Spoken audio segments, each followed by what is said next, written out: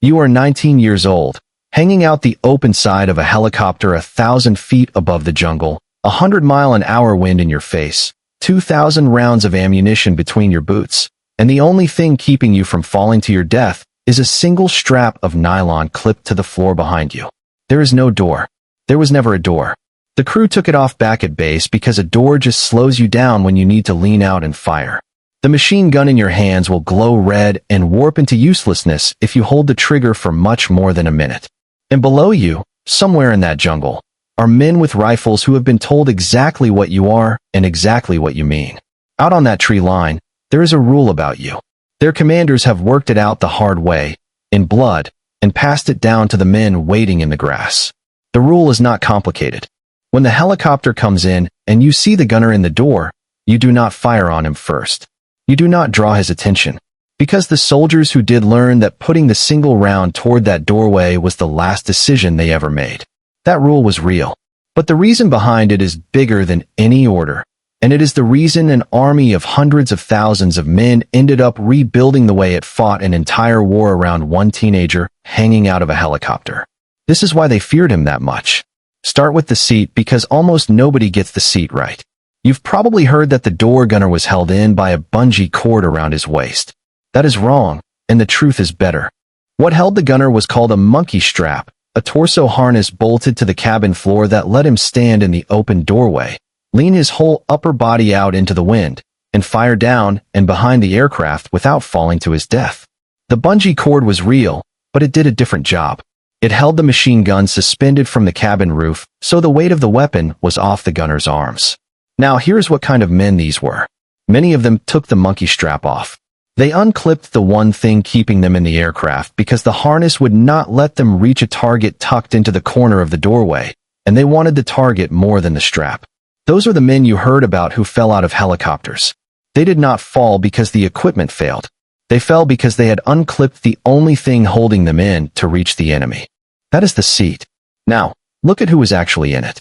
He was almost never a man whose job was door gunner because in the Vietnam-era army, that job did not exist on paper. There was no door gunner training pipeline, no door gunner badge, no door gunner career. The man on the left side was a helicopter mechanic. His official title was Single Rotor Utility Helicopter Repairer, Military Occupation 67 November 20th, and he had been trained at Fort Rucker, Alabama, to fix the engine, the transmission, the rotor system, and the wiring of the Huey. Sit with that. The same young man who spent his morning on the flight line with the wrench, signing off that this helicopter was safe to fly, climbed into it that afternoon and rode it into combat as its gunner. If it failed in the air, it was his aircraft at his signature. Mechanic and gunner, same body, same machine, same day. The man on the right side was often a volunteer.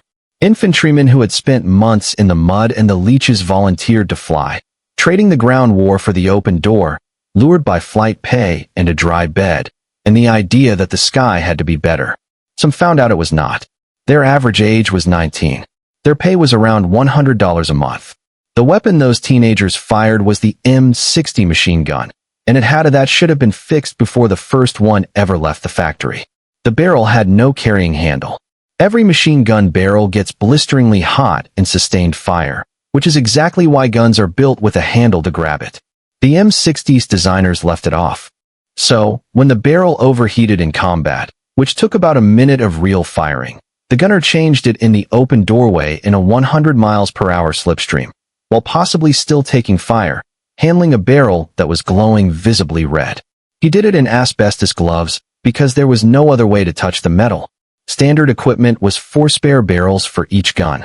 Some crews scrounged 6, because on a heavy day a single door gun could burn through 2,000 to 3,000 rounds in barrels that hot do not last. And he could not hear any of it. The noise at his station ran past 115 decibels, beyond the human threshold of pain. He could not hear his own machine gun firing 6 feet from his face. He could only feel it hammering through his hands and his chest. And nearly every gunner who flew a full tour came home deaf in the range where that sound lived. Now you understand the seat, the man, and the gun. Here's why the enemy feared all three. It comes down to 60 seconds. Veterans call it the golden minute when a Huey came down into a landing zone to drop troops or pull out wounded. It had to slow, drop low, and commit.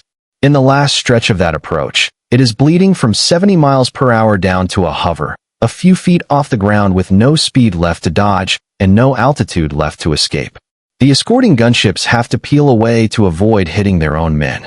The artillery has to stop so it does not hit the helicopter.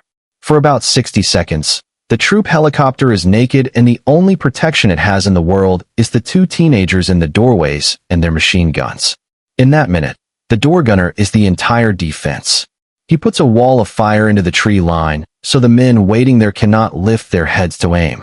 Every fifth round is a tracer.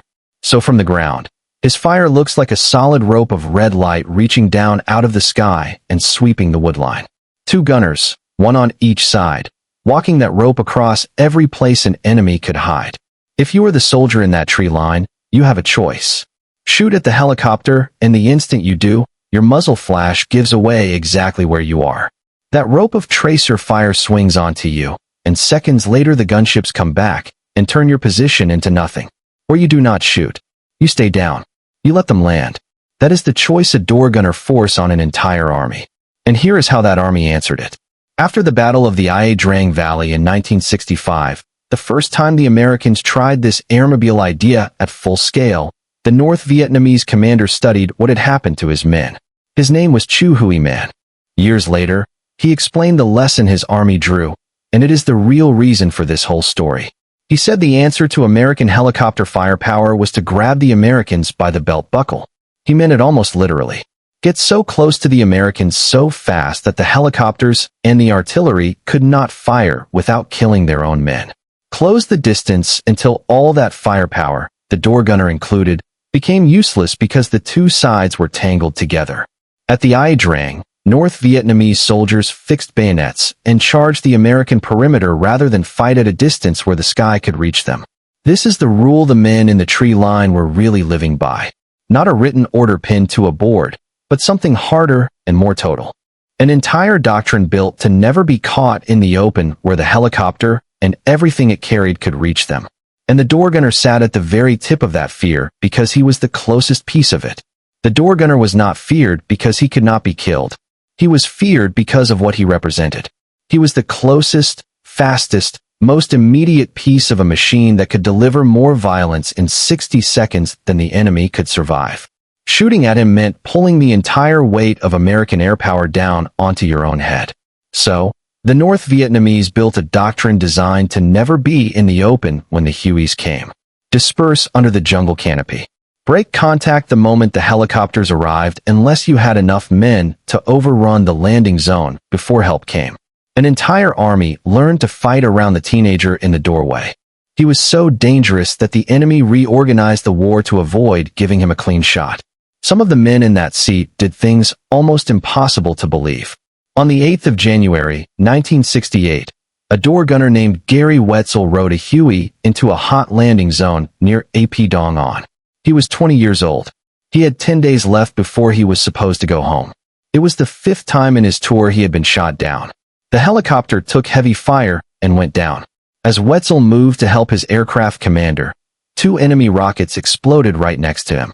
The blast nearly tore his left arm off his body and tore shrapnel through his right arm, his chest, and his left leg. It threw him into the rice paddy. You will hear that Wetzel lost both arms and kept firing. He did not. He lost his left arm, and the man is still alive to correct anyone who says otherwise. The correction takes nothing away from what he did next, because what he did next is past the edge of what a body should be able to do. Bleeding out, his left arm hanging by ruined tissue, Gary Wetzel got up out of that rice paddy, climbed back to his gun, and started firing again. His machine gun was the only effective fire left in that landing zone. He found an enemy automatic weapon that was tearing into the survivors, and he silenced it. Then he passed out from blood loss. Then he woke up and tried to drag his wounded crew chief to safety before passing out again. He lived 6 months in a hospital, over 400 stitches. His left arm was amputated. In November of that year, the President of the United States put the Medal of Honor around his neck. Gary Wetzel is alive today, and he is the only Huey door gunner of the entire Vietnam War to wear that medal. 1. Across a war that put thousands of these men in the doorway, Only one door gunner received the nation's highest award for valor, and that scarcity is its own quiet horror. The job killed men too fast and too anonymously for the medals to keep up. There is one more man you should know, and his story only became public in the last year. His name was Hugh Nelson, a Huey pilot. In June of 1966, his helicopter was shot down. Nelson got out, went back into the wreck for his crew chief, and dragged him clear. Then he went back a second time for his door gunner, who was trapped and unable to move while North Vietnamese soldiers fired into the wreckage from 30 feet away. Nelson got the door gunner free, and then, with no way to carry him to safety in time, Hugh Nelson lay down over the wounded man's body and used himself as a shield. He took the rounds meant for his gunner. He died there. The door gunner lived because of him. It took until January of 2025 for Hugh Nelson to receive the Medal of Honor. His children, 1 and 5 years old when he died, accepted it 59 years late. His is the only Medal of Honor in the war given for an act centered on saving a door gunner's life. The men in those aircraft would die for each other, and the door gunner was the one most likely to need it. There is a reason you always heard the Huey before you saw it, and it is the reason this aircraft is the most recognizable sound in the history of war. That deep chopping whop-whop is not just blades beating the air. The Huey had only 2 rotor blades, turning slowly, and each one left behind it a spinning tube of disturbed air, an invisible vortex trailing off its tip. With only 2 blades, that vortex hung in the air just long enough for the next blade to come around and slam straight through it. Blade hitting the wake of the blade before it, hundreds of times a minute. Engineers call it blade-vortex interaction. Everyone, clears throat, else calls it the sound of the Vietnam War. And it was loudest at one specific moment. When the helicopter tipped into a descent, the rotor wash piled up under the disc, and the blades cut through their own vortices harder than at any other time.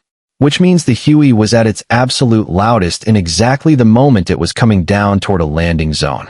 So, the sound carried ahead of it, down and forward along its line of approach, announcing it before anyone could see it. To the American grunt pinned in the jungle, that sound was rescue coming. To the Vietnamese villager, it was either food and medicine or a raid. And to the soldier in the tree line, it was the warning building louder out of the descending sky that the door gunner was 30 seconds out.